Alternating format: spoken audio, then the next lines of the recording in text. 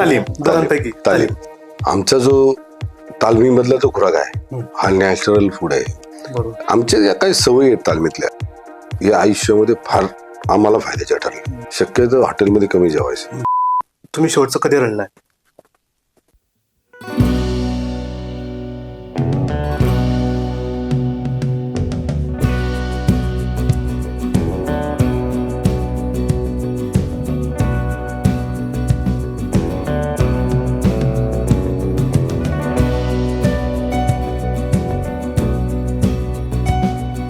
Cutting pay meeting by Chetan Patil या पॉडकास्टवर तुम्हा सगळ्यांचं पुन्हा एकदा स्वागत आहे. मित्रांनो, चॅनल सबस्क्राईब केलं नसेल तर पटकन करून घ्या, कारण नंतर तुम्हाला अजिबात वेळ मिळणार नाही.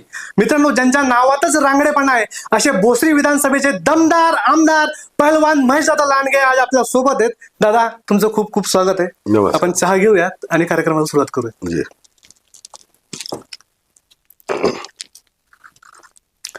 मित्रांनो, तुमच्या माहितीसाठी सांगतो, हा कम्प्लिटली नॉन पॉलिटिकल पॉडकास्ट असणार आहे.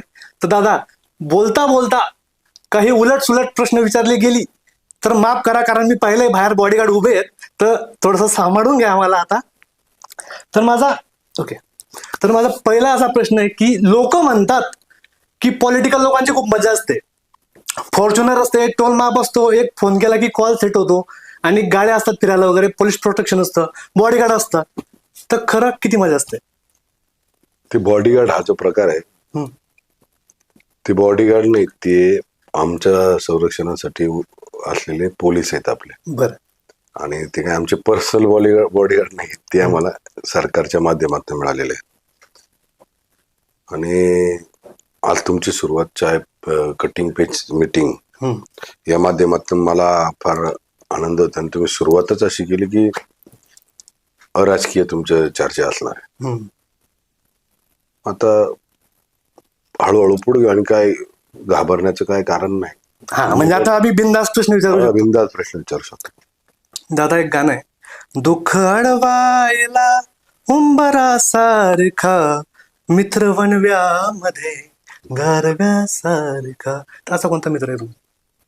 आयुष्याच्या प्रत्येक वळणावर, प्रत्येक संघर्षाच्या माझ्या याच्यामध्ये किंवा माझ्या अडचणीमध्ये, माझ्या दुःखामध्ये किंवा माझ्या प्रवासामध्ये पूर्ण आतापर्यंतच्या अशा अनेक मित्र आहेत की ज्यांनी मला माझ्या मैत्रीमध्ये आधार देण्याचं काम केलंय, मला सावरण्याचं काम केलंय.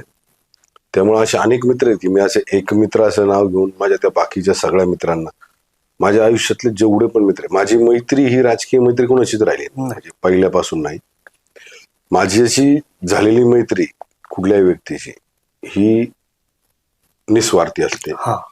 सगळ्यात महत्वाचं म्हणजे माझ्याबरोबर राजकारणात, समाजकारणात काम करणारे माझ्याबरोबर जे सवंगडी आहेत, माझे मित्र आहेत, ते एकदम निस्वार्थी आमची मैत्री. बरोबर. नाही तर असं म्हणतात बघा, राजकारणामध्ये आज कोण कोणाचा मित्र असतो तो उद्या शत्रू होतो आणि शत्रू असतो तो मित्र होतो. माझं असं बिलकुल नाही. माझे शत्रू पण तेच आहेत, मित्र तेच आहेत. मित्रांमध्ये वाढ झालेली आहे. असं काय माझं आहे ना, प्रत्येक माझ्या प्रत्येक वाटेमध्ये, चालण्यामध्ये, संघर्षामध्ये त्या सगळ्यांचा हातभार आहे माझ्यासाठी. वाटे चालत असताना मित्रही वाढतात आणि शत्रूही वाढत चालले जातात, असं मला काही हरकत नाही. तर दादा, तुमचा ड्रेसिंग सेन्स आम्हाला खरंच खूप आवडतो. म्हणजे कलर कॉम्बिनेशन, त्याचा सेन्स खूप स्ट्रॉंग आहे. तुम्ही वापरतात तो स्पेक्ट, तो सूट होतो.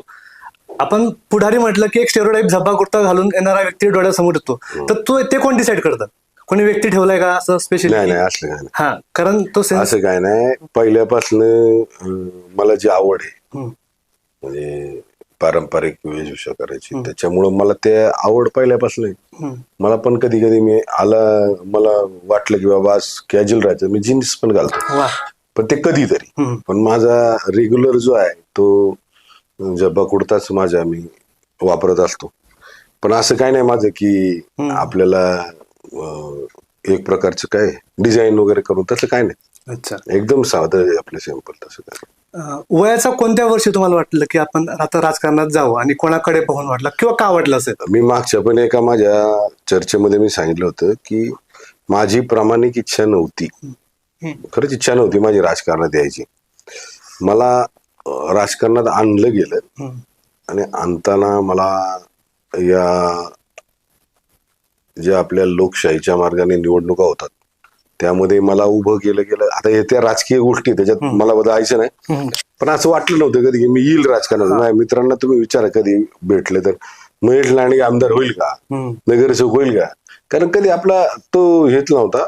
पण ते म्हणतात ना, जे लिहिलेलं असतं ते संचितात असतं ते घडतंच, आणि ते चांगल्यासाठी घडतं कधी. बरोबर आहे. आता लोक सगळ्यांना समान बघतात, म्हणजे सगळे पोलीसवाले एकसारखे, सगळे राजकारणी बाबा एकसारखे. तर जेव्हा असं तुमच्या कानावर येतं तर तुम्हाला वाईट वाटतं का ऍज अ माणूस म्हणून? वाईट वाटतं ना. वाईट का नाही वाटणार? बघा, आताची पाचवी बोट सारखी नसतं. हम्म. मी मग अशी म्हणलं, मैत्रीमध्ये काही मैत्री स्वार्थासाठी होतात, काही मित्र स्वार्थासाठी येतात आणि काही मित्र निस्वार्थी असतात. तसंच राजकारणामध्ये सुद्धा काही लोकांची महत्वाकांक्षा असते, मला त्या पदावर जाण्यासाठी काही पण हा, साम दाम दंडभेद. साम दाम दंडभेद किंवा काय असेल ती कूटनीती वगैरे अमुक तमुक हे सगळं आलं त्याच्यामध्ये. पण काही राजकारणी मंडळी असे असतात की त्यांच्या समोर फक्त ती जबाबदारी जी आहे लोकप्रतिनिधी म्हणून, ती कर्तव्य म्हणून सांभाळण्याची सुद्धा मनात विश्वास असतो तो त्यांचा. ते काही लोक आहेत ना पॉलिटिक्स मध्ये, नीती चांगली पाहिजे असते. हो, पोलीस मध्ये सुद्धा तुम्ही पाहिलं, पोलिसांमध्ये सुद्धा त्यांना तर म्हणजे आपल्याला म्हणजे ट्रॅफिक झालं तरी हे करणार, बरोबर, शिवाय घालणार. आणि ट्रॅफिक मध्ये एखाद्या माणसाकडे कुठं चुकीचा आला त्याला दंड आला तर त्याच्यावर तरी पण शिवाय घालणार. शेवटी प्रामाणिक काम करताना त्रास होतोच थोडासा, पण ते असतात सगळीकडं. पण मला असं वाटत नाही, मला पूर्णपणे विश्वास आहे की आताची राजकारणामध्ये जे लोक नेतृत्व करतायत किंवा जी लोक नव्याने नेतृत्व करायला येणार आहेत ते सगळे हे लक्षात ठेवून आहेत की आत्ता लोकांना नुसता पाया पडून भावनिक करून किंवा समोरच्यावर आरोप करून लोक निवडून देणार नाही. हुशार झालेत लोक हुशार झालेत, आणि लोक हुशार झाल्यामुळं लोकांच्या लक्षात येतं समोरचा माणूस ज्यावेळेस एखाद्याबद्दल बोलतो त्यावेळेस त्याच्या मागचा त्याचा उद्देश काय आहे लोकांच्या लक्षात येतो. त्यामुळे लोक आता जो काम करेल त्यालाच निवडून देतील, आणि त्याचं व्हिजन काय आहे त्यालाच निवडून देतील. करेक्ट करेक्ट करेक्ट आहे दादा. आता लोकप्रतिनिधी म्हणून तुमच्याकडे खूप कामं असतात आणि पूर्ण दिवस ठरलेला असतो, तर त्यातून इतक्या बिझी शेड्यूल मधून तुम्ही स्वतःसाठी किती वेळ काढता? स्वतःसाठी आता वेळच नाही. सकाळचा फक्त आपला थोडासा व्यायाम करायला, नाही तर मग दिवसभर तर याचं असं लोकांच्या समस्या किंवा लोकांची गाठी भेटी, जनसंपर्क याच्यातच जातो. सुखदुःखाचे कार्यक्रम असतात त्याच्यामध्ये जातो. काही कंपनीमध्ये लोकांना मुलांचे रिझ्यूम दिलेले असतात, त्या कंपनीच्या मॅनेजमेंट संग बोलणं, असं जसं वेळ भेटेल तसे कामातच वेळ घालवतो. बरोबर. शक्यतो सकाळचा उठतो, व्यायाम करतो घरात, आणि आपलं वा.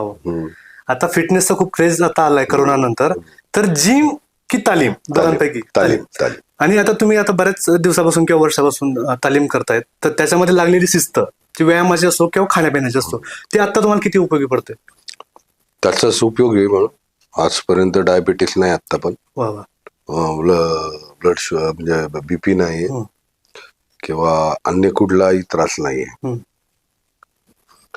आमचा जो तालमीमधला जो खुराक आहे हा नॅचरल फूड आहे. म्हणजे तुम्हाला तुमच्या रोजच्या जेवणातून मिळणार प्रोटीन्स ते आहे. ते एकदम कुठं घ्यायचे असं काही नाही की ते शेक करा आणि ते घ्या, तसं काही नाही. आणि व्यायामाची जी आमची जी क्वालिटी, म्हणजे व्यायामाची जी पद्धत आहे आमची पहिलवानकीची, ती व्यायाम हार्ड असला म्हणजे थोडासा कठीण असला तरी तो शरीराला फार म्हणजे दीर्घ काळापर्यंत त्याचा फायदा होऊ शकतो. हे 100% मी सांगतो. आज माझ्या वडिलांचं वय 85च्या पुढे गेलं, जवळजवळ 85च्या जवळपास आले. मी आज पण माझ्या वडिलांना पहा, त्यांना कुणाला हात धरायची गरज नाही, ते आपले चालणं वगैरे त्यांचं आज पण तो नित्य नियम आहे. म्हणजे त्यांच्या आज एवढ्या वर्ष वयामध्ये सुद्धा आज ते त्यांची सवय जी तालमीत लागलेली आहे, आज पण ते 5 वाजताच उठतात. बापरे. त्यांना घड्याळ लावायची गरज नाही, त्यांना अलाराम लावायची गरज नाही. त्या टायमाला उठणार म्हणजे उठणार. बरोबर. आमच्या ज्या काही सवयी आहेत तालमीतल्या त्या या आयुष्यामध्ये फार आम्हाला फायद्याच्या ठरल्या. बरोबर. ते अंगवळणी पण. अंगवळणीच पडणे. आता तुम्ही माझा मुलगा पहा, माझा मुलगा माझ्या पुतणी जिम मध्ये नाही जाणार, आज सुद्धा तालमीत जाणार, वा. शिकतात चांगला, सिम्बॉसिसला आहे, पण तरी पण तालीमच करणार, जिम नाही करणार. कारण तो जो फिटनेस आहे, जिम व्यायाम मधला जो तालमीमधला जो फिटनेस आहे, जो व्यायाम आहे, त्याने तुमच्या शरीराची हालचाल भरपूर होते, जेणेकरून तुमचा स्टॅमिना, ब्रिथिंग हे सगळं प्रकार वाढतो. बरोबर बरोबर. आता तुमच्या पूर्ण कुटुंबात एक तालमीचं एक आहेत म्हणजे तर तुम्ही आता दौऱ्यावर असतात, तर साधारणपणे कोणते पदार्थ तुम्ही खाणारच नाही बाबा, मी उपाशी राहीन म्हणजे ऍज अ फिटनेस ट्रिक म्हणून, की हे पदार्थ मी कधीच खाणार नाही, त्याचे तोटे जास्त आहे, किंवा कोणते पदार्थ तुम्ही टाळतात जास्त करून? असं काही म्हणजे तेलकट असेल बाबा की नकोच असं काहीतरी? हा, तेलकट तर टाळतोच म्हणला, पण आता तुम्ही पाहिलं असेल तर बऱ्याचशा आता जे वातावरणामध्ये तुम्ही जो तो वजन कमी करायच्या मागा असतो. आम्ही तालमीत होतो तर आमचे घरचे म्हणायचे वजन वाढव, म्हणजे ते तुपाची बटली द्यायचे, ही संपली पाहिजे महिन्यात, बदाम द्यायचे, हे संपले पाहिजे महिन्यात, हे असं आमचं होतं त्यावेळेस.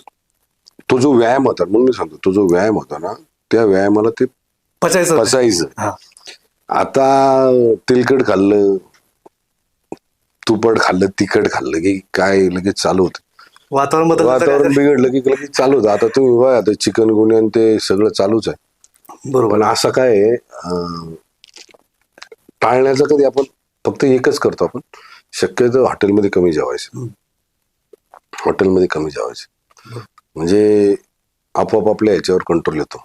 जेवढं घरचं जे होतं असतं तेवढं चांगलं. आणि त्यामुळे सकाळी घरात जेवून निघतो, जेवून निघतो, आज पण थंडाई पितो, आणि संध्याकाळचं घरी जेवायला जातो. वा वा वा. दादा, असं कधी झालंय का तुम्ही शॉपिंगला गेलेत, ऑनलाईन पेमेंट केलंय आणि ते पेमेंट झालं नाही, बंद पडलं मध्ये, आणि तुमच्याकडे कॅश नाही? नाही, असं कधी म्हणजे आमच्या म्हणजे पॉलिटिकल लोकांना अशा समस्या येत नाही, आमच्यासारख्या लोकांना येऊन जातात, मध्ये बंद पडलं की फजिती होती आमची. नाही, असं नाही. कधी समजा असं परदेशात जायचं असेल फिरायला, किंवा कुठं इथं आपल्या इथलं, तर माझ्या टूर सगळ्या जंगलातल्या असतात, सफारी वगैरे असतात. त्यामुळे मला तिथे लागणारा जे काही हे असतं ड्रेस, तेच घ्यायला गेलं तर गेलो, नाही तर माझा टेलर ठरलेला आहे, तोच कपडे चॉईस करतो, तोच त्याच्यावरची मॅचिंग तयार करतो, आणि त्याच्यामुळं फक्त त्याच्याकडे माप चेंज झालं का तो एक दोन बघतो, नाही तर तेच मापावर चालतं. माझा एक मित्र आहे अमृतसरला, त्याचे भाऊ इथं राहिले आहेत आमच्याकडं, ते पण मित्रच आहेत माझे, मंगलसिंग ढिल्लो म्हणून. त्यांच्याकडं एक टेलर आहे, मी त्यांच्याकडे लग्नाला गेलतो, तो टेलर आज सुद्धा मला कपडे पाठवतो तिकडनं. मला त्याची स्टाईल आवडते. त्यामुळं आपल्याला काय असं हे नाहीये. आता हा लोकांचा प्रश्न आहे की आता तुमच्या खिशात किती पैसे? मला माहिती नाही, बघावं लागतं.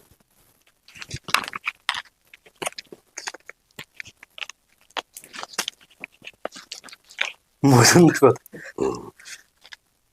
1 2 3 4 5 6 आणि 50. 6.5 किलो, 650, 750 नाही, 3,500. 3,500. म्हणजे बऱ्याच लोकांना वाटतं की बाबा पॉलिटिकल नको चालला काहीतरी त्याच्याकडे आहे ना, तेवढं ठेवावं लागतं ना. उद्या एखाद्या चहा प्यायला कुठं बसलं तर ते खिशात बिल भरायला तर पाहिजे ना. अगदी बरोबर. कारण एक क्युरिओसिटी होती. तुम्हाला पण क्रेडिट कार्ड वाले फोन करतात का की आमच्याकडनं घेऊन टाका क्रेडिट कार्ड? हो, देतात ना फोन. तुम्ही काय म्हणता? अरे मला ते ऑलरेडी त्या आमचं मला जो पगार मिळतो तो जो जमा होतो ना, ते बँकेचं माझ्याकडे ऑलरेडी कार्ड आहे, बाकी दुसरे कार्ड नाही. काय लिमिट आहे? ₹1,00,000 असतं. लिमिट नाही होत असं असेल? नाही, ₹1,00,000. खरंच ₹1,00,000. सीव्ही सांगून द्या आम्हाला, सोडा. नाही, खरंच ₹1,00,000. म्हणजे 16 नंबर जो असतो ना पुढचा, आणि मागच्या ते 3 आकडे आम्हाला सांगून द्या, आमचं थोडस ₹1,00,000 आहे. तुम्ही चेक करा माहिती आहे कार्ड, गाडी त्याचे. तुम्हाला ते वापरत ते कार्ड तर जास्त मी नाही, ते ड्रायव्हरच वापरतो, ते पण डिझेल भरायला लागले तर. नाही तर माझा त्या पगारातला मी जास्तीत जास्त पैसे, म्हणजे त्यातला खर्च हवीदायक कामाला करत असतो मी जास्तीत जास्त. समजा आता मध्ये 2-4 ठिकाणी मी मदत केली, त्याच्यामध्ये आपलं करत असतो. बाकी आता ज्यांच्या नावातच क्रेडिट आहे त्यांना काय क्रेडिट नाही करणार असं नाही. नाही, असं हे नाही. चांगल्या लोकांचं क्रेडिट असतं, त्याबद्दल वाद नाही. उलट पैसे कमी असले ना खिशात त्याचा फायदा जास्त होतो. हा, खर्च कमी होतो. खर्च कमी होतो. आणि मग समजा कुठं हॉटेलमध्ये इच्छा नसली तरी माणूस काहीतरी हाय खातो, बाबा, खाऊन घेऊ. खाऊन घेऊ चला, त्याने शरीराला पण चांगलं असतं पैसे कमी असले. अच्छा, म्हणजे नको असलेल्या गोष्टी आपण घेतच नाही काही गरज नसताना. दादा, एक संवेदनशील माणूस म्हणून तुम्ही शेवटचं कधी रडलाय? काही नाटक पाहिलं असेल, फिल्म पाहिलं असेल, किंवा असे बरेच लोक तुमच्याकडे काही ना काही घेऊन येतात, समस्या घेऊन येतात, आणि तुम्हाला असं वाटलं की अरे ॲज अ माणूस म्हणून आपल्याला वाईट वाटतं, तर असं कधी झालंय शेवटचं? आज माझा एक मित्र आहे, त्याचा आज 13वा आहे. शाळेत ज्या वेळेस मुलाला टाकतात 6वीला, आपलं 6 वर्ष झाल्यावर, त्या 6 वर्षापासून आज वयाच्या आमची 50वी आली. त्या दिवसापासून म्हणजे 6वी आपलं 6 वर्षाचं असल्यापासून सिनियर के जी पासून, ज्युनियर के जी पासून तर 10वी पर्यंत एका बेंचवर, एका शाळेत एका बेंचवर. नंतर सुद्धा आम्ही आज आमच्या म्हणजे 13 दिवस झाले, आजपासून माग 10 दिवसापूर्वी ज्यावेळेस तो आमच्यातनं गेला, त्या दिवशी सगळ्यात वाईट जास्त वाटलं. म्हणजे शेवटचा मी जास्त रडलो असेल. बालमित्र होता. बालमित्र ते आमचे, तुम्हाला सांगितलं म्हणजे मैत्रीच आमची वेगळी होती, घनिष्ठ मैत्री होती आमची. आणि असं काय त्याच्यात स्वार्थ नाही, बंधन नाही, स्वार्थ नाही, काय नाही, आणि एकदम निस्वार्थी होते. आणि त्याची माझी तर वेगळीच अटॅचमेंट होती. त्यामुळं त्याच्यावर म्हणजे आता शेवटचा तोच माझा आयुष्यातला सगळ्यात वाईट प्रसंग माझ्या आतापर्यंत. म्हणजे आता तुम्ही विचारता येत बरोबर, खूप सगळ्यात वाईट प्रसंग तो. खूप वाईट. दादा, जेव्हा सगळ्या गोष्टींमधून तुम्हाला ब्रेक पाहिजे असतो, ॲज अ माणूस म्हणून वाटतं की रोज तेच सभा किंवा लोकांना भेटणं किंवा परिवार किंवा जे काय असेल दौरे, त्यातून वाटतं की आता थोडं थांबावं, एक दिवस स्वतःसाठी द्यावा किंवा 1 तास, तेव्हा नेमकं तुम्ही काय करतात? नदी किनारी बसतात म्हणजे काय असेल? मी गोठ्यात जातो. अच्छा. हा, माझ्याकडे गायी आहेत, माझ्याकडं बैल आहेत. मी तिथे जातो, गोठ्यात बसतो दिवसभर. त्यांची तिथं काय गोठ्यात काय कमी जास्त पाहतो, सगळं बघत असतो. आणि मग फिरत असतो ते शेतात, नदीच्या कडेला फिरत असतो. पण जातो मग त्या दिवशी फोन पण नाही, म्हणजे बंदच करतो आणि जाऊन निवांत हे करतो. तसा दिवस येत नाही कधी, शक्यतो संध्याकाळचा जातो, दुपारी परत दुसऱ्या दिवशी परत येतो. पण असं झालं की जातो मी. पण ते बरं असतं जरा थोडस, मेडिटेशनच येते एक प्रकारचं. ते म्हणतात ना दादा की तुम्ही गायींच्या सहवासात जर वेळ घालवला तर स्ट्रेस कमी होतो. हो, बरोबर, खरं आहे का? एकदम बरोबर. अच्छा. गायींच्या सहवासात आता जेवढं तुम्ही त्यांच्यात राहाल, म्हणजे आता हे कुणाला वाटेल काल्पनिक आहे, कुणाला वाटेल की धार्मिक आहे बाबा, नाही, म्हणजे काहीतरीच बोलतोय. पण ऍक्च्युअली जो माणूस तिच्या सहवासात राहील ना, त्याला जो अनुभव येईल ना, त्याच्या प्रकृतीला, त्याच्या म्हणजे सहवासात, तो वेगळाच आहे. पण आता हे लोकांना काय त्याच्यावर अजून विश्वास बसत नाही. गायीच्या संदर्भामध्ये गायी सांभाळल्या पाहिजेत, गायींच्या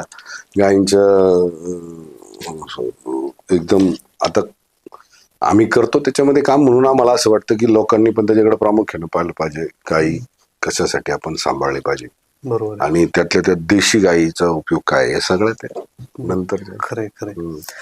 दादा, आपल्यासारख्या नेतृत्वाला पाहून तरुण पिढीला आकर्षण खूप होतं की अरे बापरे, यांची मजा आहे, आणि त्यांचा राजकारणाकडे कल वाढत जातो. अरे मला पण पुढारी व्हायचंय. तर रियालिटी त्यांना समजत नाही. त्यांना फक्त ते झगमगाट दिसते की तुमच्या पुढे 1000 लोकांचा जमावडा असतो, ताफा असतो, पोलीस प्रोटेक्शन असतं. तर हे तरुण पिढीला तुम्हाला काय सांगावं असं वाटेल, किंवा ज्यांना वाटतंय की राजकारणात करिअर करायचंय बाबा मला, तर त्यांना काय तुम्हाला वाटतं सांगावं असं? पोलिसांच्या संदर्भात तुम्ही सांगितलं तसं मी सैनिकांच्या संदर्भात सांगतो. हे राजकारणात लोकप्रतिनिधी होणं म्हणजे काय म्हणू आपण त्याला, ग्लॅमर कमवणं किंवा काय आपण त्याला तुम्ही म्हणू शकता. फेमस होणं, थोडंसं फेमस होणं म्हणजे राजकारणात येणे हे चुकीचा अर्थ आहे. किंवा राजकारणात आल्यानंतर आपल्याला प्रोटेक्शन मिळते हे किंवा पावर मिळते बाबा. आपलं नाव होतं ह्याच्यासाठी राजकारण नसते. हम्म. सैनिक सीमेवर थांबतो, त्या ज्या सैनिकांमुळे आपण सुरक्षित आहे त्यांची बरोबर. जबाबदारी काय आहे की आपल्याला सुरक्षित ठेवायचं. पोलिसांची जबाबदारी काय आहे, आपल्या इथं सगळ्यांना सुरक्षित ठेवायचं. तसं या ज्यांना कुणाला राजकारणामध्ये यायचंय किंवा ज्यांना कुणाला राजकारणामध्ये येऊन ग्लॅमर कामाचे त्यांच्यासाठी हे राजकारण नाहीये. हम्म. की ज्यांना कुणाला यायचंय त्यांनी पण त्या सैनिकांसारखी त्या पोलिसांसारखी कर्तव्य म्हणून जर तुम्हाला काम करायचं असेल, जबाबदारी म्हणून जर काम करायचं असेल तर इथं आलं पाहिजे. आज आम्ही सकाळी आमच्याकडे पाहिल्यानंतर लोकांना वाटतं की गाडी लोक आहेत अमुक आहेत. ज्या कामासाठी आमच्याकडे आम्हाला लोकप्रतिनिधी केले त्या कामासाठी लोक आल्यानंतर बघा, एखाद्या डॉक्टरकडं पेशंट गेला आणि त्याला त्याच्या आजारावर त्याला योग्य औषध मिळालं, तो नीट झाला, तर तो 4 लोकांना सांगतो डॉक्टर एकदम छान आहे आणि त्यांच्याकडे गुण आहे. तसंच आमच्याकडे सुद्धा असंच आहे की आमच्याकडे लोक येतात, आमच्याकडे ऑफिसला येतात, आम्हाला भेटतात, रस्त्यावर भेटतात, आम्हाला कामं कधी ज्यावेळेस एखाद्या व्यक्ती आमच्याकडे आला त्याचं काम झालं तर तो सांगतो सगळ्यांना की चांगला माणूस काम होऊ शकतं. चांगला म्हणण्यापेक्षा काम होऊ कामाचा माणूस काम करू शकतो. तर त्याच्यामुळं लोक आमच्याकडे येतात. बरोबर. तेच लोक जाऊन तिथं म्हणलं असतं की आले ते नाही आणि हल्ले राजेशाही सारखं राहतं. लोक म्हणले त्याच्यासाठी नाही ना आम्ही, तुझं काम झालं का तिथं विचारतील लोक. तू काम झालं असेल तर आम्ही जातो काम घेऊन, तू काही त्याला पाहायला गेलता का. त्यामुळे या राजकारणात येणारा माणूस हा त्यांनी जबाबदारी आपली कर्तव्य सांभाळली पाहिजे, समजून काम केलं पाहिजे. दादा, आम्ही असं ऐकलंय की पिंपरी चिंचवड मध्ये आता IIM उभारलं जाणार आहे, तर त्याबद्दल काय सांगणार. एज्युकेशन हब मधली एक मोठी इन्स्टिट्यूट आपल्याकडे येते एज्युकेशन मधली. जसं गव्हर्नमेंट इंजिनियर कॉलेज आपण इथे केलं तसं IIM ची सुद्धा इन्स्टिट्यूट इथं आल्यानंतर एक जागतिक लेवलला आपल्या शहरामध्ये देशामधली ओळख आहे IIM ची, ती सगळीकडे जाईल. आणि त्याच्यासाठी लागणारी 70 एकर जागा आम्ही कलेक्टरांकडनं ही त्यांना वर्ग करण्यासंदर्भातले आदेश आम्ही परवा दिलेत.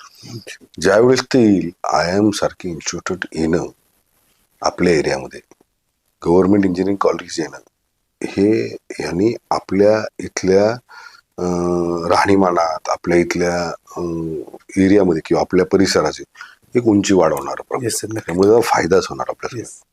आणि IT पार्क सुद्धा आपण प्लॅन करतायत म्हणजे येणार आहेत, तर त्याबद्दल काय.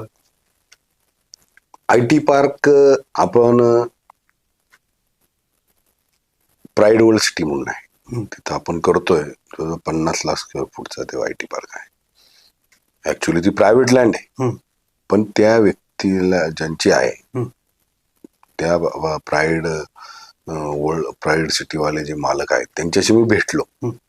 त्यांना मी सांगितलं की पिंपरी चिंचवड महापालिकेच्या माध्यमातून जे पण इन्फ्रास्ट्रक्चर तिथं पाहिजे ते मी उपलब्ध करून देतो.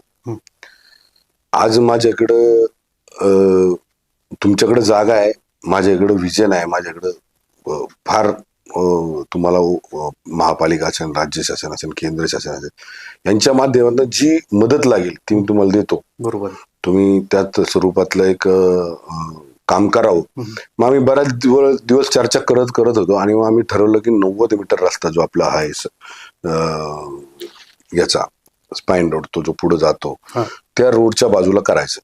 पण त्याच्या अगोदर काय करायचं, रस्ते डेव्हलप करायचे. तुम्ही हिंजवडीमध्ये ज्यावेळेस झालं, आज हिंजवडीमध्ये वाहतूक ट्रॅफिक समस्या आहे, तसं आता आम्ही वाहतुकीला समस्या नाही होऊ त्याच्या अगोदर पहिले सगळं रस्ते वगैरे तयार करून घेतोय. आणि साहजिक ते IT पार्क करण्यामागचा दृष्टिकोन माझा असा आहे, तुम्ही पहा खराडी, विमाननगर, चंदननगर, तुमचं हिंजवडी, हे जे एरिया, या एरियामध्ये राहायला आलेला माणसं, व्यक्ती, नागरिक किंवा तिथं राहायला आल्यानंतर तिथं आजूबाजूला वाढणाऱ्या व्यवसाय असतील, हॉटेल्स असतील किंवा वेगवेगळे व्यवसाय असतील, ज्या तिथल्या स्थानिक भूमिपत्रांना त्याचा फायदा होऊ शकतो. आणि आमच्या समाविष्ट गावांमध्ये जिथं मी हे करतोय चरवलीमध्ये, तिथंच करण्यामागचा उद्देश हा आहे माझा की आज चरवलीच्या ज्या पण काही स्कीम्स त्या ठिकाणी होतात, गृह प्रकल्प होतात, जे आमचे स्थानिक भूमिपुत्र जॉईंट व्हेंचर मध्ये करतात, काही स्वतः बिल्डर्स आहेत, त्या ठिकाणची त्यांच्या ज्या फ्लॅट्स आहेत त्यांची किंमत वाढावी, त्यांना चांगले पैसे मिळतात. मला असं वाटतं की माझा एरिया सुद्धा या एरियाच्या बरोबर असावा. मला असं वाटतं की माझा हा समाविष्ट गाव जो आहे ना, हा समाविष्ट गाव याची तुलना पण हिंजवडी बरोबर व्हावी, याची तुलना पण बाणेर बालेवाडी सारखी व्हावी, याची तुलना वाकेड रावेत सारखी व्हावी, याची तुलना ज्या एरियांच्या नावामुळं म्हणजे त्या तिथल्या उद्योजकांमुळे ते एरिया डेव्हलप झाले, तसं मला वाटतं की माझी समाविष्ट गाव त्या माध्यमातून त्यांची पण हे वाढावी, बॅकलॉग भरून काढावा, तिथं बॅकलॉग भरून काढावा. त्यामुळे ते IT पार्क त्या ठिकाणी करायचं ठरवलं. त्याच्यासाठी लागणारी सगळी मदत मी सरकार म्हणून, सरकारचा प्रतिनिधी म्हणून मी त्या ठिकाणी करतो.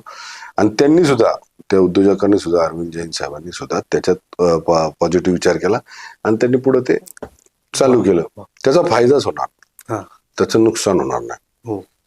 आता हे ज्याला जे अँगलनी बघायचे ते बघू शकतं. बरोबर. आता माझा एकदम क्लिअर दृष्टिकोन, एकदम साफ दृष्टिकोन आहे. माझा समाविष्ट गावाची उंची वाढावी आणि त्या दर्जाचं नाव माझ्या समाविष्ट गावांचं व्हावं. जसं हिंजवडीचं नाव जागतिक लेवलवर होते तसं आमचंही व्हावं. बरोबर. दुसरं माझं ते ITच्या माध्यमातून माझी गव्हर्नमेंटकडे माझी मागणी आहे. तुम्ही मागच्या अधिवेशनामध्ये, आमच्या बजेटच्या अधिवेशनामध्ये मी एक मागणी केली होती. ती ऍक्च्युअली ती काय मागणी करताना मी काय ती कधी पब्लिश केली नाही, पण त्याच्या मागचा माझा हेतू फार चांगला होता. ज्या वेळेस भूमिपुत्रांच्या जागा या प्लॉटमध्ये जात होत्या पहिल्या, म्हणजे MIDC किंवा या ठिकाणी जिथं IT पार्क होतं, त्या ठिकाणी स्थानिक मुलांना नोकऱ्या मिळाल्या पाहिजेत. आता स्थानिक या शब्दाची व्याख्या करताना त्यावेळेच्या सरकारनं काय केलं, जो 15 वर्ष राहतो तो स्थानिक. आम्हाला मान्य आहे तो स्थानिक आहे आणि आम्ही पण त्यांना मदत करतोय. आता 15 वर्ष राहतात त्यांच्याबरोबर सुद्धा आम्ही आहेत. माझी भूमिका काय होती त्या, म्हणजे मी आता तुमच्या समोर आहे म्हणून बोलत नाही, पण माझी भूमिका त्या दिवशी मी सभागृहात स्पष्ट केलेली आहे. माझी भूमिका अशी आहे की भूमिपुत्रांसाठी वेगळा कायदा करा. म्हणजे भूमिपुत्र ज्यांच्या जागा या प्लॅन मध्ये गेल्या, या MIDC मध्ये गेल्यात, IT पार्क मध्ये गेल्यात, त्या लोकांना वेगळा कायदा करून त्या IT सेक्टरमध्ये तुम्ही कामाला घेतलं पाहिजे. ITच असेल असं नाही, कुठलं पण ऑटोमोबाईल असेल, फार्मास्युटिकल असेल, कुठलं इलेक्ट्रिकल असेल, इलेक्ट्रॉनिक असेल, कुठं पण जिथं भूमिपुत्रांच्या जागा गेल्यात त्या भूमिपुत्र म्हणून त्यांचा कायदा एक वेगळा झाला पाहिजे आणि स्थानिक म्हणून एक कायदा वेगळा झाला पाहिजे. बरोबर. भूमिपुत्रांचं जसं त्यांच्या जागा त्या ठिकाणी गेल्या आणि ते घेताना सुद्धा कवडी मोल देतात. आता आमची MIDC जागा त्यावेळेसचा रेट तुम्हाला सांगितलं तर तुम्ही म्हणसाल काय रेट होता, त्यावेळेस तर आम्हाला हे म्हणजे त्यावेळेस आमचे आजोबा होते. तसं आता इथून पुढल्या काळामध्ये भूमिपुत्रांसाठी वेगळा कायदा आणि स्थानिकांसाठी वेगळा कायदा. स्थानिकांना त्यांच्या पर्सेंटेजनुसार जॉब मिळाले पाहिजे. आज आम्ही अर्ज केला एखाद्या कंपनीत, समजा तर तुम्ही हिंजवडीत एका कंपनीत जा आणि तिथं अर्ज करा माहितीच्या अधिकारात की तुम्ही स्थानिक लोकांना किती नोकऱ्या दिल्या, तर ते सांगणार 50%, 60%. पण त्या 50-60% 15 वर्ष जी लोक त्या एरियात राहायला आलेत ती लोक दिसतील तुम्हाला.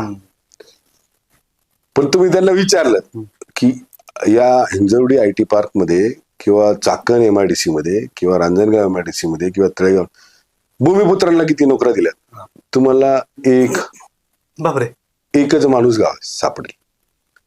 मग ही जी व्याख्या आहे भूमिपुत्र आणि स्थानिक, हा जो लोकांमध्ये संभ्रम आहे ना, किंवा लोकांना वाटतं स्थानिक लोकांसाठी या स्थानिक मध्ये भूमिपुत्र हा वेगळा निघाला पाहिजे, याच्यासाठी मी प्रयत्न करतो.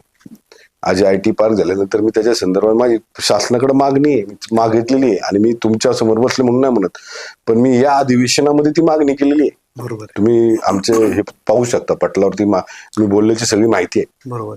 त्यामुळे IT पार्क झाल्यानंतर माझा चरवलीचा नाव हे जगाच्या नकाशावर जाईल. तिथं राहणाऱ्यांची त्यांना अभिमान वाटेल की बाबा आपण काहीतरी केलं तिथे. बरोबर, पूर्ण कायापालट होऊ शकतो असे प्रोजेक्ट आल्यानंतर. दादा, तुमचं विजन सगळ्यांना माहिती आहे आणि असंच विजनरी नेता सगळ्यांना पाहिजे असतो. अपार्ट फ्रॉम दॅट अजून तुमचं काय विजन आहे आपल्या एरियाला घेऊन, आपल्या परिसराला घेऊन?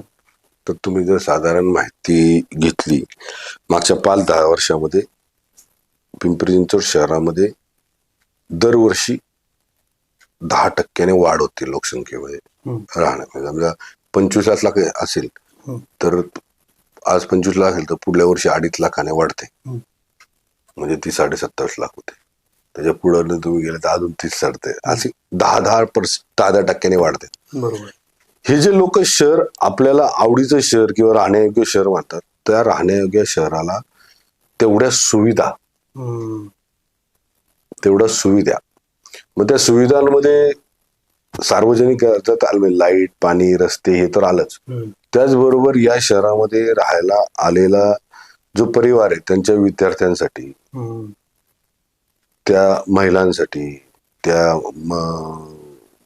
नागरिकांसाठी, ज्येष्ठ नागरिकांसाठी या शहराची ओळख जसं औद्योगिक नगरी आहे तशीच या शहराची ओळख सगळ्या माध्यमातून, म्हणजे जसं औद्योगिक नगर आहे, शिक्षणाचं माहेरघर आहे, क्रीडा स्पोर्ट्स मध्ये आलं पाहिजे. वेगवेगळं ज्या ज्या क्षेत्रामध्ये याच्या साहित्यिक आपल्याकडे भरपूर आहेत त्यांना चांगल्या दर्जा. एक उत्तम शहर म्हणजे शहर घडवत असताना अष्टपैलू शहर असतं. अष्टपैलू नियोजन केलं ना म्हणजे सर्वांगीण विकास झाला पाहिजे. माझ्याकडे हे विजन आहे की पुढल्या 2050ला या शहराची लोकसंख्या काय असेल. 2050ला जी लोकसंख्या असेल, आता तुम्हाला 2050ला लोकसंख्या असेल, त्या 2050च्या लोकसंख्येला लागणारा सगळ्या मूलभूत गरजांचा ताण 2050ला आणला पाहिजे. आतापासून तयारी करायला पाहिजे. ते आम्ही माग 5-10 वर्षापासून त्याच्यावर तयारी करतो. बरोबर. मग त्या सगळ्या यंत्रणा आम्ही त्याच्यावर काम करतोय की ज्या लोकसंख्या वाढीमुळं ज्या सार्वजनिक मूलभूत गरजांवर ताण येणार आहे ते पूर्ण त्यावेळेस आल्या नाही पाहिजेत. या अनुषंगाने विजन ठेवून काम करतोय. बरोबर. दादा, तुम्ही म्हटलं की दरवर्षी 10% लोकसंख्या वाढते, तर मग त्याला लागणारं पाणी, सुरक्षा आणि वाढणारा कचरा. आता मोशी कचरा डेपोचा प्रश्न आता तो आपल्या डोळ्यासमोर आहेच, तर तो कसा आपण फिक्स करू शकतो? शहराची निर्मिती झाल्यापासून कचरा मुशीमध्ये आहे आणि 1992 पासून ऑथोराइजपणे मुशीमध्ये तो कचरा जमा करायला लागले 1992 पासून. तर तेव्हापासून आजपर्यंत जर डम्पिंग केलेला त्याच्या आधी 15 लाख मेट्रिक टन आणि नंतर 8 लाख, म्हणजे मी लोकप्रतिनिधी आमदार होण्याच्या अगोदरपासून सांगतो, म्हणजे ते आतापर्यंत त्याच्या आधीपासून जो 23 लाख मेट्रिक टन आहे. हा काय केलाय, फक्त डम्पिंग केलाय, त्याच्यावर कुठल्याही प्रकारची कारवाई केली नाही आणि फक्त निवडणूक आली की त्याच्या तेवढ्या पुरतं. आता ते आजूबाजूच्या लोकांना माहितीये की मी त्या परिसरात काय केलं. आता 23 लाख मेट्रिक टन कचरा असेल तर त्याच्या आजूबाजूला बफर झोन तयार होतो आणि तो बफर झोन झाल्यानंतर त्यामध्ये राहणाऱ्या लोकांची घरं, त्यामध्ये असलेल्या सगळ्या वास्तू, सोसायट्या सगळ्या या अनऑथराइज्ड ठरतात. मी 2014ला काय केलं, तो बफर झोन कमी करण्यासंदर्भातली भूमिका राज्य सरकारकडे मांडली. त्या संदर्भातला एक अहवाल राज्य सरकारने मागवला, तो मान्य केला. तो 400 मीटरचा जो हे होता 500 मीटरचा, तो 400 मीटरचा तो 100 मीटर वाढला. पण ते करत असताना 100 मीटरवर करत असताना राज्य सरकारने काही सूचना दिल्या. हा 100 मीटर आम्ही करतो पण तुम्ही याच्यात ही डेव्हलपमेंट करा. मग काय करा, तो कचरा कमी करण्यासाठी काय करता येईल, त्याचा प्रोजेक्ट काय करता येईल, त्याच्यावर तो कचरा कायमचा त्याच्यातनं मार्ग काढण्यासाठी आम्हाला सूचना केल्या. मग त्याच्यावर मी डम्पिंग नाही करत बसलो. जो 23 लाख मेट्रिक टन कचरा आहे, जसं माझ्या अगोदर डम्पिंग होत होता म्हणजे तुम्ही डम्पिंग नाही करत बसलो. आता काही लोकांची अपेक्षा असते की यांनी पण डम्पिंगच करायला पाहिजे होतं, म्हणजे यांनी आपल्यासारखंच वागायला पाहिजे होतं. पण मी पहिल्यांदा तुम्ही विजन म्हणून विचारलं म्हणून सांगतो, आम्ही वेस्ट टू एनर्जी प्रकल्प केला, बायो मायनिंग केला. आज जो डम्पिंग केलेला कचरा आहे, तो डम्पिंग केलेला कचरा आज त्या बायो मायनिंग मध्ये संपुष्टात येतो. त्यानंतर वेस्ट टू एनर्जी रोजचा आजचा 1000 टन कचरा जमा होतोय. 1000 टन कचरा जमा होतो. आज वेस्ट टू एनर्जीतनं 14 मेगावॅट, मला वाटतं 14 मेगावॅट एनर्जी जनरेट होते तिथे. हा कोणी विश्वास नव्हता ठेवला. नाही. ज्यावेळेस वेस्ट एनर्जी आम्ही चालू केलं त्यावेळेस त्याच्यावर कोणीतरी विश्वास ठेवला नव्हता. आता आरोप तर सगळेजण करत असतात, मी त्या आरोपाकडे दुर्लक्षच करत असतो काय. पण जर हे लोकांना आज तिथं राहणाऱ्या लोकांना जाणवतंय, त्याचा वास कमी झाला, त्याच्यामुळे होणारा प्रदूषण कमी झालं. आता प्रदूषण तुम्हाला सांगतो, अनेक लोक म्हणतात की कचरा डेपोत अमुक प्रकारचं काम चुकीचं चालेल तर मग आता पर्यावरणाच्या संदर्भातलं मी तुम्हाला सांगतो, हा 23 लाख मेट्रिक टन कचरा ज्या वेळेस त्याचं डम्पिंग केलं होतं, डम्पिंग केलं म्हणजे डोंगर गेले होते, त्याच्यावर पाऊस पडला. प्रत्येक वर्षी पाऊस पडतो, पाऊस पडला त्याच्यातनं जे पाणी नाल्याला येतं, त्याच्यातनं जे नाल्याच्या माध्यमातून नदीला जातं. खरे म्हणजे त्याच्यात इंद्रायणी नदीपासनं, आजूबाजूच्या नाल्यापासनं, आजूबाजूच्या ज्या विहिरी आहेत त्या विहिरींच्या पाण्यामध्ये सगळं परत करत येतं. याचा विचार कोण करत नाही. म्हणजे कसं असतं, काही लोक बिनचूक बरोबर असतात, काही न करता बरोबर. आणि जो करतो त्याचं काम यशस्वी झालं की तो चुकला, असं काहीतरी करायचं नाटक असतं आमच्याबद्दल. म्हणजे मी लक्ष देत नाही त्याच्याकडे. पण कचरा डेपोचा येणाऱ्या या 2-4 वर्षामध्ये शहरात कचरा, मला खात्री कचरा आहे ना, लोक घरी विकत मागायला येतील, इतके प्रोजेक्ट त्या कचऱ्यावर तयार होतील. कचरा विकत घेतील लोक. बरोबर. म्हणजे हे मला असं वाटतं, कारण मी आज जो प्रोजेक्ट करतो वेस्ट एनर्जी, तर त्या 14 मेगावॅट मध्ये आज अशी कॅपॅसिटी आहे, असे म्हणजे तिथं मी त्या लोकांशी भेटल्यानंतर ती 14 मेगावॅटची 22 मेगावॅट पण करू शकतो, इतकी तिथं आपण हे करून ठेवलं कॅपॅसिटी होती. आणि त्याचा फायदाच होतो आपल्याला. त्यामुळं कचऱ्यावर जे आम्ही केलंय नाही ते पुढलं व्हिजन ठेवूनच केलंय, डम्पिंग करायचं म्हणून नाही. म्हणजे जो स्थापनेपासून होता त्याच्यावर कुठली न प्रक्रिया करता तो डम्पिंग केला होता. बरोबर. तर तिथं आता आम्ही प्रक्रिया करतो आणि तोच उपयोग सगळ्यांना होईल. म्हणजे वरवर काम करण्यापेक्षा लेट पण थेट काम करायला तुम्हाला जास्त आवडतं. लेट नाही, लेट करायचं कामच आपल्याकडे नाही. थेट करायचं, घेतली जबाबदारी तर पूर्ण करायची. शो म्हणून मी माझं आतापर्यंत कुठलंच काम केलं नाही, किंवा आमदारकी मी शो साठी करतोय किंवा लोकप्रतिनिधी शो म्हणून वावरतो, असं बिलकुल नाही. आणि काम करायचा तुमचा अलगच पॅटर्न आहे, आपल्या पॅटर्नने काम करायचं. पॅटर्न म्हटल्यापेक्षा ते आपण जो पॅटर्न पहिला जो होता ना डम्पिंग करायचं लोकप्रतिनिधींचा, तो पॅटर्नच पूर्ण बदलून टाकलाय आपण. बरोबर. म्हणजे ज्या जागेवर आपल्याला पाठवले त्या जागेवरचं महत्व ओळखून, त्या जागेचं जबाबदारी ओळखून काम करायची. बरोबर. तो पॅटर्न ठेवला आपण. उद्या कुणी येईल आणि म्हणेल मला निवडून द्या, मी रडतोय, पाया पडतोय, भावनिक करतोय, किंवा समोरच्या उमेदवाराला समोरचा जो माझा प्रतिस्पर्धी आहे त्याच्यावर मी आरोप करतोय, त्याने अमुक केलंय, तर मग ते नाही राहिलं राजकारण. पॅटर्न पूर्ण बदललाय. काम दाखवा. तू दुसऱ्याकडे बोट करण्यापेक्षा तू काय करणार ते सांग, तुझं विजन सांग, हे मानसिकतेत मी असतो. आणि म्हणून मी माझ्या आतापर्यंतच्या राजकीय प्रवासामध्ये मी कधीच कोणा आरोप केले नाहीत. मी 2014ची निवडणूक लढलो, अपक्ष लढलो, त्यावेळेस मी काही शहरातले माझ्या मतदारसंघातले प्रश्न होते जे सगळ्यांना गरजेचे होते, ते प्रश्न घेऊन आलो. मग ते काय प्रश्न होते? शास्तीकर होता, समष्ट गावांचा विकास होता, असे प्रश्न घेऊन मी पुढे आलो. मी आरोप करून नाही आलो, विजन घेऊन आलो मी पुढे. आणि ते विजन मी 2019ला पण त्याच पद्धतीनं केलं, कुणा आरोप केले नाहीत. आणि ते माझ्या रक्तातच नाही, माझ्या स्वभावातच नाही कुणा आरोप करायचे. मला उलट कुणी आरोप केला तर मला थोडं त्यांच्याबद्दल सहानुभूती वाटते, किंवा त्यांना माझा राग येत असेल असं मला वाटतं, की बाबा आरोप करतात याचा अर्थ त्यांना वाटत असेल की ही विजन मी ठेवून का नाही काम केलं, ही विजन ह्यानीच कसं काय केलं, आपणच का नाही केलं. जर आपण पण कचऱ्यावर प्रक्रिया केली असती, आपण जर कचऱ्यातनं संपवायच्या मार्गाने जर आपण काम केलं असतं, कचरा नसता कमी करण्याच्या बाबतीत किंवा ते डम्पिंग करण्याच्या वेळी त्याच्यावर प्रक्रिया केली असती, तर कदाचित आपल्याला आज आरोप करण्याची वेळ आली नसती. हे कदाचित त्यांच्यात हे असतं, म्हणून मला पण आनंद वाटतो ते आरोप केला नाही, ती चिडचिड बाहेर येते त्यांची. असे दादा, आरोपावरनं मला आठवलं की काल आम्ही एक व्हिडिओ पाहिला, त्यात खासदार अमोल कोल्हे साहेब असे बोलले की भोसरीतील कोणीतरी नामवंत माणूस आहे, प्रतिष्ठित व्यक्ती आहे, ज्याचा लंडनमध्ये 200 कोटीचं हॉटेल आहे बाबा. तर ते काय खरं आहे का? त्यात तुम्हाला काय वाटतं? असेल तर अभिमानच आहे आम्हाला, कुणाचा असेल. आमच्या भोसरीतला कुठलाही नागरिक जर लंडन मध्ये जाऊन एवढा मोठा होतोय तर मला अभिमानच असला पाहिजे. लंडन मध्ये जर 200 कोटीचं कोण हॉटेल टाकत होतं आमच्या भोसरीतला, तर मला अभिमानच आहे. पाहिजे पाहिजे. पण त्यांचा बोलण्याचा कल तुमच्याकडे होता की की ती व्यक्ती तुम्ही बाबा, असं त्यांना म्हणायचं होतं. तसं मला काय कानावर नाही आलंय की त्यांनी माझं नाव घेतलं किंवा नाही.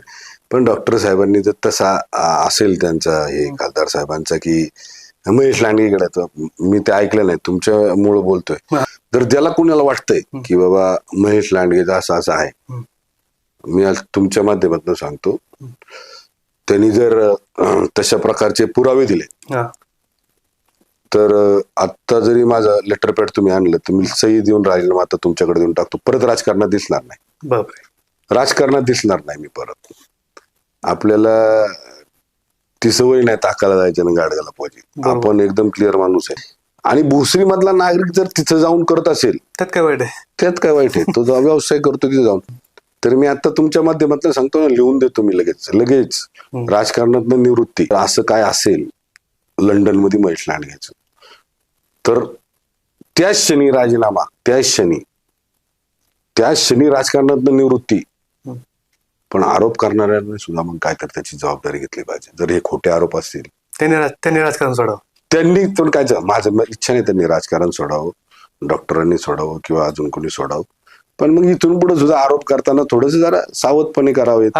काय अभ्यास नाही, म्हणजे त्याला काय तर तथ्य असलं पाहिजे. एक तर खोटं कुणाशी खोटं कुणाचा प्रचार करताना, मी लोकसभेमध्ये प्रचार केला, आम्हाला महायुतीचे उमेदवार होते, मी प्रचार केला, पण मी कधी आरोप केले नाही कुठल्या समोरच्या उमेदवारावर. माझ्या पक्षाचे विचार मांडले, माझ्या महायुतीचे विचार मांडले, माझ्या नेत्यांचे विचार मांडले. मला ती सवयच नाही. मग अशी सांगितलं तुम्हाला, मी एखाद्याकडे आरोप करत असताना त्या आरोपावरनं लोक मला निवडून देतील या मानसिकतेत मी नाहीये. मी काम करून, लोकांच्या मध्ये जाऊन, लोकांमध्ये भेटून, लोकांचे संवाद करून, लोकांच्या समस्या जाणून घेऊन मी काम करणार माणूस आहे. मी जर आरोप करून काय उपयोग झाला? म्हणजे त्या लोकांची दिशाभूल करायची त्या आरोपाच्या माध्यमातून, लोकांचं खोटं नेरेटिव्ह करायचं, त्यातला आपल्याला संबंधच नाही. म्हणून मी तुम्हाला स्पष्ट सांगितलं की समोरच्यांनी राजीनामा द्यायचं का नाही द्यायचं ते त्यांच्यापाशी, ज्यांनी माझे आरोप केले असेल. जर माझ्यावर केले असतील तर बोलतो मी. आणि जर समजा माझे आरोप सिद्ध केले त्यांनी, लंडन मधलं काय ते असं आहे ते, त्यांनी काय मी ऐकलं नाही, त्यांनी माझं नाव घेतलं का नाही ते मला माहिती नाही. आता तुम्ही मला विचारताय म्हणून त्यांचा माझ्याकडे रोग आहे का नाही, मी त्यांचं काहीच ऐकलं नाही. आणि तुम्हाला प्रत्येक वेळ सांगतो की मी शक्यतो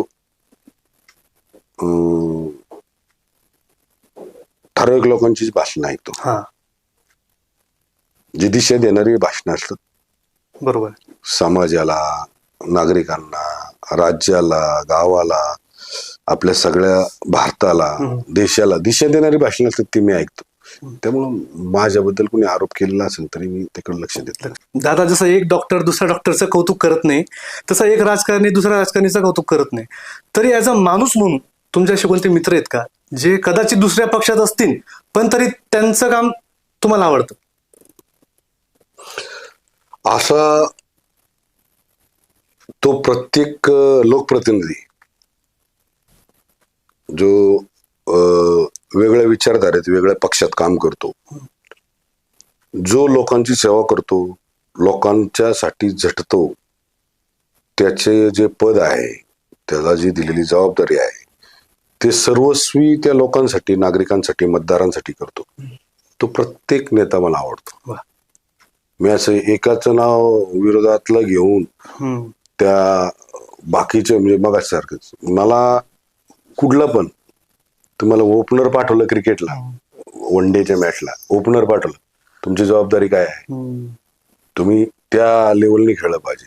समजा 5-6 विकेट गेले आणि तुम्हाला विकेट टिकवायची असेल तर तुम्ही त्या याने खेळलं पाहिजे. आवडतो म्हणून त्याचा दिसायला चांगला आहे किंवा तसला आपल्याकडे आवडण्याचा भाग नाही. ज्या जबाबदारी त्या जबाबदारीवर त्याने प्रामाणिक काम केलं जो पण व्यक्ती असतो ना तो मला आवडतो. बरोबर बरोबर. आणि तीच एक हा. आहे याच्यात पात्रता आहे की आवड बाबा निवड काय असते तेव्हा एक्झॅक्टली. लोकांना.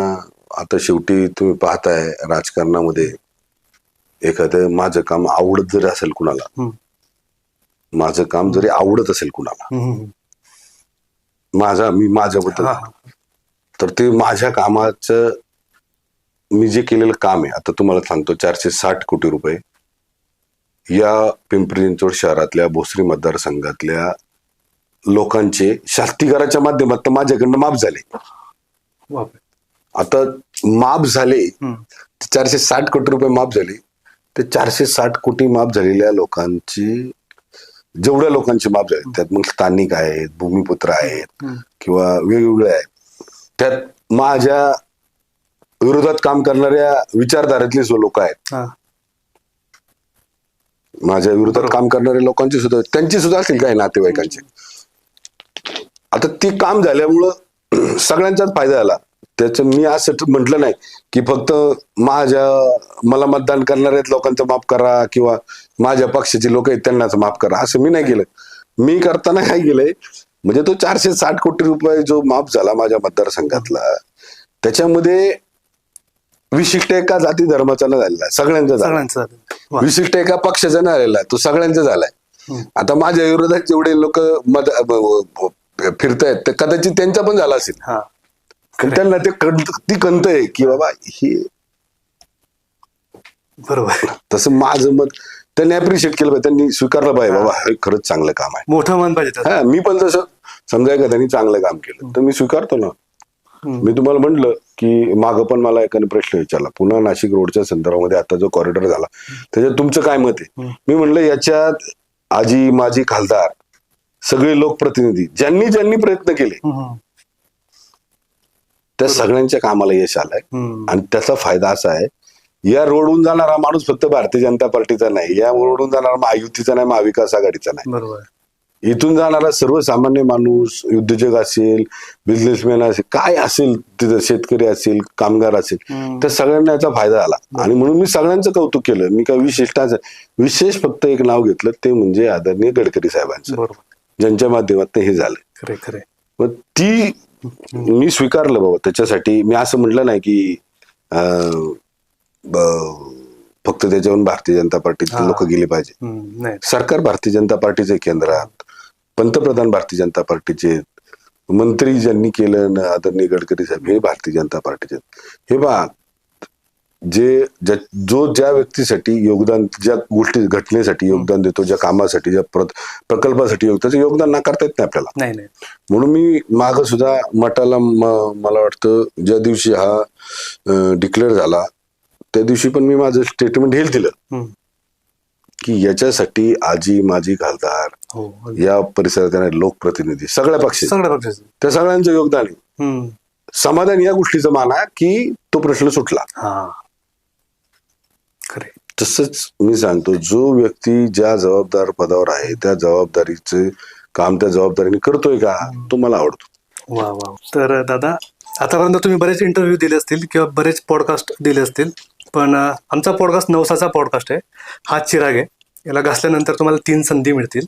तर त्या 3 संधीचा उपयोग तुम्ही असा करू शकता की कोणताही प्रोजेक्ट असेल, तुमचं काहीतरी विजन असेल, स्वप्न असेल, ते आत्ताच्या आता सँक्शन होऊन जाईल आणि ते म्हणजे उद्यापर्यंत आपण कामाला लागून जाऊ शकतो. तर तुमचं काय जे स्वप्न असेल ते तुम्ही सांगू शकता. एकदा घासा आणि एकदा बोलून द्या. हा, एका वेळेस एकच घासा सांगा. सगळ्यात पहिला म्हणजे रेड झोन निघू दे, लगेच उद्या. म्हणजे माझ्या रेड झोन मध्ये राहणारे माझे भूमिपुत्र ज्या लोकांनी गुंठ अर्धा गुंठ घेतले ते सगळे हे झाले पाहिजे. दुसरं म्हणजे घासा, परत घासा. दुसरं म्हणजे मी आजपर्यंत कुणाचंच म्हणजे नुकसान केलेलं नाही आणि परत हीच बुद्धी माझ्याकडं कायम राहू दे. कुणाचंच माझ्याकडनं नुकसान होऊ नये, माझ्या विरोधकांचं सुद्धा नाही. आता शेवटचं म्हणजे आत्ताच्या या घडीपासनं माझ्या शहरात राहणाऱ्या नागरिकांच्या ज्या पण काही मनातल्या इच्छा अपेक्षा असतील शहराबद्दल असतील, लोकप्रतिनिधींकडून असतील, त्यांच्या मुलांकडनं असतील, मुलींकडनं असतील, त्यांच्या कुटुंबातल्या सदस्यांकडनं असतील, त्यांच्या नातेवाईक, सगळ्या इच्छा आकांक्षा पूर्ण होते. वा वा वा. 3 झाले. घ्या घ्या. खूप म्हणजे तुम्ही तुमच्या इच्छाने तुम्ही लोकांसाठीच शेवटपर्यंत तिघं ज्या विश तुम्हाला मिळाल्या त्या तुम्ही स्वतःसाठी नाही लोकांसाठीच तुम्ही मागितल्या. त्याबद्दल खरंच मला खरंच भारी वाटतं. तर तुम्हाला इथं येऊन कसं वाटलं? बरे वाटलं, चांगलं वाटलं. हो ना. तुला माझ्या कसं वाटलं? एकदम वाटतं मित्रासारखं वाटलं मला बेसिकली. आधी दादा होते, आता मी मित्रासारखाच आहे. सगळ्यांबरोबर मित्रासारखाच तसंच राहतो. पाहिजे. म्हणून मी सांगितलं की मी माझा पॅटर्न जो आहे ना तो बदलून टाकलाय. ज्याला कुणाला लोकप्रतिनिधी म्हणून काम करायचंय ना त्यांनी मित्र म्हणूनच काम केलं पाहिजे. हो नाही खरंच तुम्ही इतक्या बिझी शेड्यूल मधून आम्हाला टाइम दिला आणि आमचे उलट सुलट प्रश्नांना तुम्ही चांगली उत्तरं दिली त्याबद्दल खूप खूप तुमचे आभार. Thank you so much for watching this video guys. Like करा, शेअर करा आणि सबस्क्राईब करायला विसरू नका. थँक्यू.